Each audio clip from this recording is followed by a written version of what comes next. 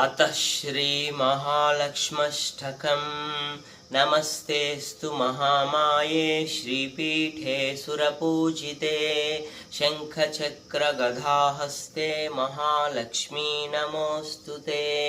नमस्ते गरुडारूढे कोलासुरभयङ्करी सर्वपापहरे देवी महालक्ष्मी नमोऽस्तुते।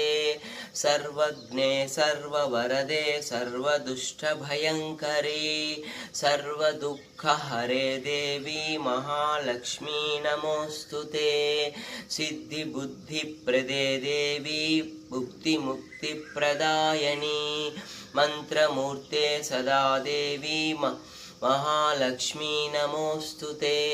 आद्यन्तरहिते देवी आदिशक्ति महेश्वरी योगजे योगसम्भूते महालक्ष्मी नमोऽस्तुते।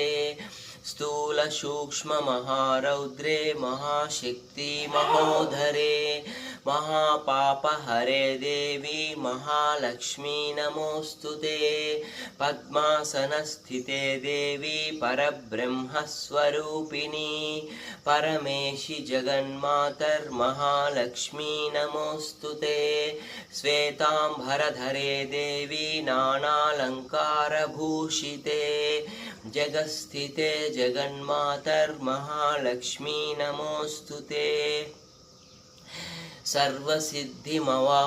महालक्ष्म्यस्य कष्टोत्रं यः पठेर्भक्तिमान् नरः सर्वसिद्धिमवाप्नोति राज्यं प्राप्नोति सर्वदा।